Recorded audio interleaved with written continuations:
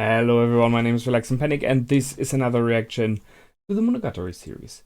It is Owarimonogatari, possibly episode 6, I'm still guessing, and you know what to do as always. If you want to see the reaction itself, go down into my descriptions, follow the links, replace the circumflex dot parts with real dots, and enjoy. Once you've done, feel free to come back here and hear my thoughts. So, see you soon. For those that came back, welcome back. Now, confusing, a lot of it. I just rechecked a scene from the beginning of the episode because I wasn't sure about that one. Because it was standing out, being a bit strange. The fact how her cheek healed. And I had to rewatch it 2 or 3 times to be sure about what happened here. So it's not her being a vampire. Everything is fine. And it was not Hanekawa who stabbed herself in the finger, because that's what I thought. It was Aragi. So he made himself bleed a little bit and then just touched her cheek while she took the tea. And due to the healing powers of his blood, being vampiric, he healed the bruising that she had. So, I mean, I'm not sure. I can only speculate why. I guess it is so that she feels better on the one hand, and on the other that no one has something against Hanekawa, because it looks like Hanekawa forced her to let them enter. Now to Lala. Okay, so she is a very conflicted young woman. That's what I can say for sure. I'm pretty sure that in modern society in the Western world, at least where I live, a woman like that wouldn't be allowed to live on her own and to pursue her life alone without outside help. So maybe the ones that are visiting her from the council, from the city, as she stated in the end, are additionally like trained psychologists or stuff like that. But she clearly has some major problems with her past, with herself, with her self-esteem, who she is and what she's worth. And I mean, that is dangerous in so many ways. She seems to be dangerous towards others. I mean, there was the attack she kind of fought with Senjugahara, kind of. And she is, in my opinion, a danger for herself as well. So, it's interesting and nice for the story, but she is far gone. I mean, really hard. Which makes it complicated for me to know what in her past did really happen, because what we know is majorly from her point of view. We know everything from her point of view, and we did not even see pictures, she just says it. So I am very unsure how much of the problems that were in her family were from the parents and how much maybe were from her, which is an option from what I've seen in this episode. So we have her being taken out of the family and into custody, into police help, to say so.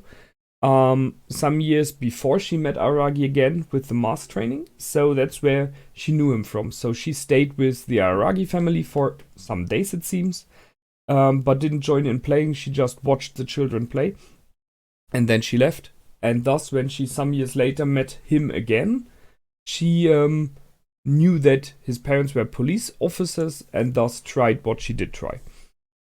So let's go for this first stay with them. So she didn't play with them. It's very fitting with the children coming from such a home with problems.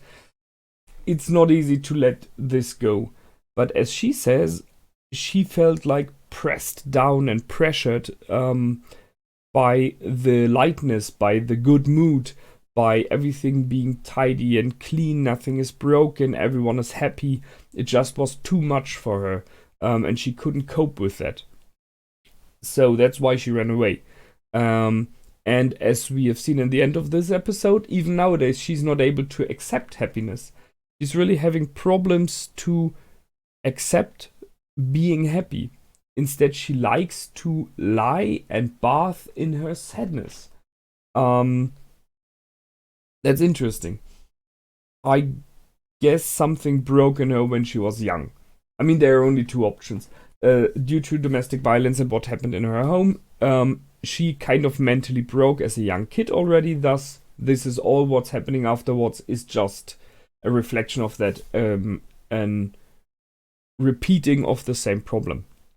Or, which might be possible, already being born, she is mentally challenged. She has some weird kind of condition, which she is born with, which made her unhappy to be, which made her impossible to be happy.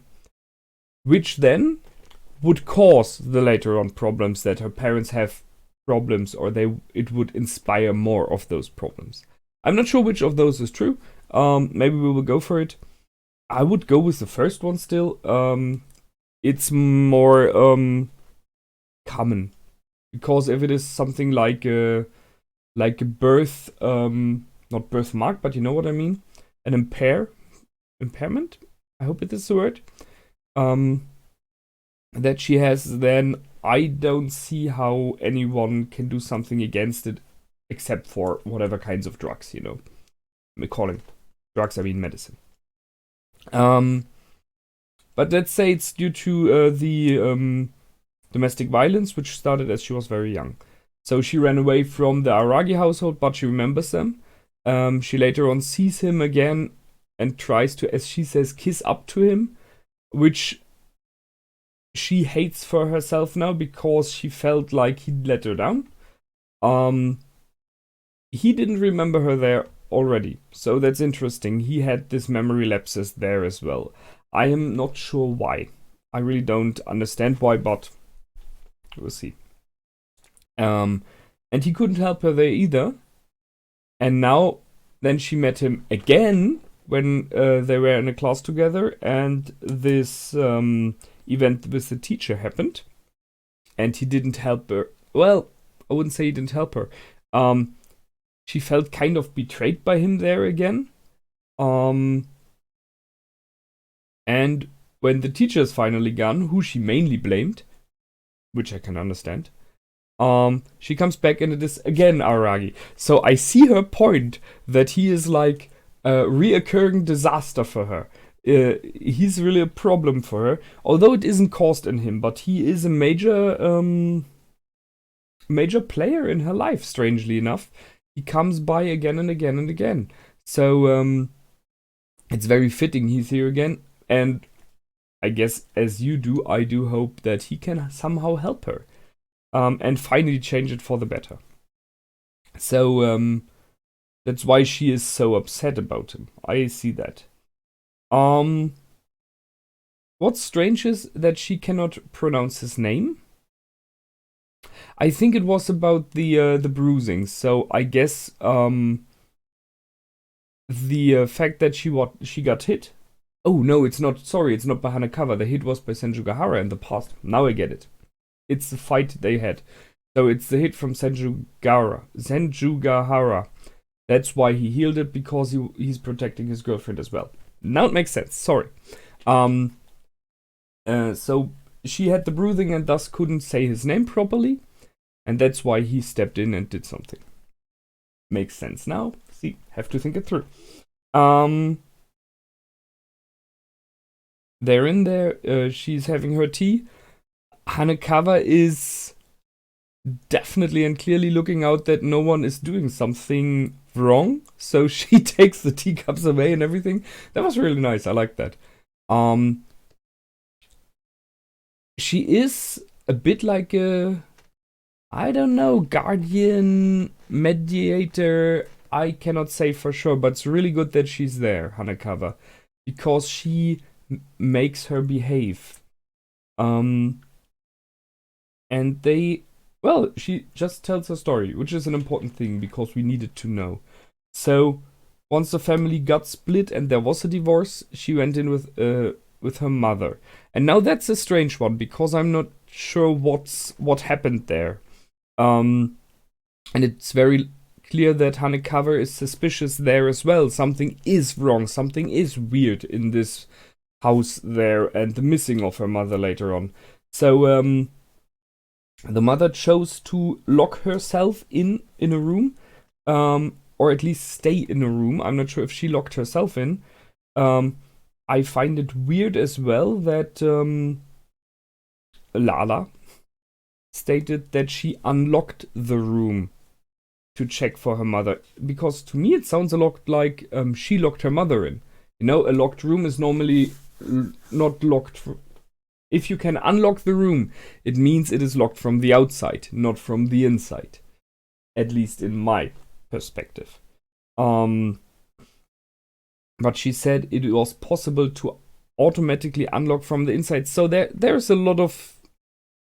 Something's weird there. It sounds like she's lying at this moment, lying to herself, possibly even then. And the house was locked as well, so I wouldn't be surprised if it was more like that hopefully not, but possibly that the mother was lying dead in the room. She was dead by this time, and she, as the daughter, just couldn't cope with it and just acted as though the mother was gone. Just an option. Might be wrong. However, it seems like she made the food then, and she cared about her mother instead of otherwise. But there was this one sentence, two sentences in here, which are, in my opinion, very major. So she remembered her mother saying multiple times, again and again and again, while sitting in this room, you can't choose what kind of a child you have. Something like that. So that sounds to me a lot like the mother was blaming the kid. Out of whatever reason.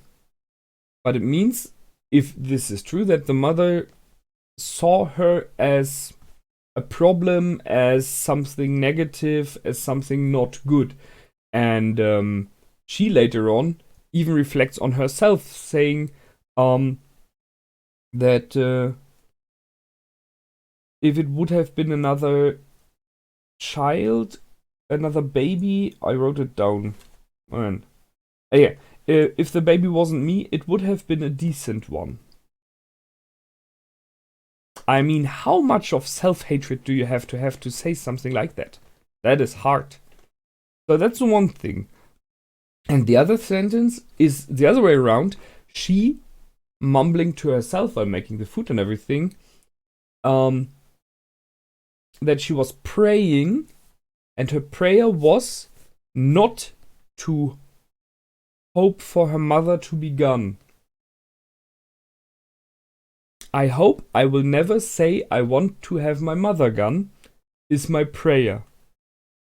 Which means, somewhere deep inside, in my opinion, she wanted it. It was like, and if you're the mother and you hear that, that will have to wreck your brain. I mean, seriously. So it would make sense that the mother ran away, however. So there's something very weird and disturbed and strange in this past there in this house. I mean, she asked the two of them, Aragi and Hanekawa, now to go and search for her mother. I guess they will do. So I guess we will learn more about what the heck happened there. She when she talked about herself and her self issues in the end, she despises herself. She despises the world. She despises Aragi, as we know. And he even stated that she despises everything, which is not good. And she said one thing: "Can you be my villain?" So that's an important and interesting thing. She asks him. She really nearly begs him to be her villain, so that she can put the blame on someone. Because in this case, it wouldn't be just her parents, as example. Because as a child, you still want to love your parents, you know? You don't want to... Who wants to seriously say his parents are the worst? You don't want to. They're your parents, you want to love your parents. Because you do love them somehow still, you know? So asking him to be her villain, she could put a lot of the blame on him instead of the parents and maybe herself. So that's why she kind of asks him, and she despises him. And I think maybe somewhere deep inside she's aware that he's a good one, that he really tried to help her, and still does. I was a bit surprised about the end of the episode, however. So she asked them to leave multiple times, and they do in the end. Hanekawa is, I mean, in my opinion, the major player in this episode is Hanekawa. Seriously, she's what she's doing is just good there. She saw through this unclear, maybe lying story about the mother and pointed it out. She stopped her tossing stuff in the room, which, by the way, would have been a problem later on with the guy or girl visiting from the town council. So she helped her there as well. She stated they will come to visit her every day now. So she made that appointment and this promise. She stated that she likes her, which I think is a major step for someone having so much doubts and problems. Someone saying, even after what just happened, saying, I do, I'm not sure, she didn't say like you, but something like that, care about you, stuff like that. So Hanekawa is like a social worker here, seriously. It was a great one. As I said, in my opinion, the major player in this episode by what she does was Hanekawa this time. Aragi mainly listened. He argued, but the thing is, maybe that's why Aragi is in the story as well. He's part of the story, of the problems. So that's why he cannot take an outer stand and try seriously to help from a neutral position. So, but that's something that Hanekawa is able to, because she's not at all in this story. She's just the bystander helping. I like that. That was a good one. A very, very interesting episode. As I said, with deep-rooted problems.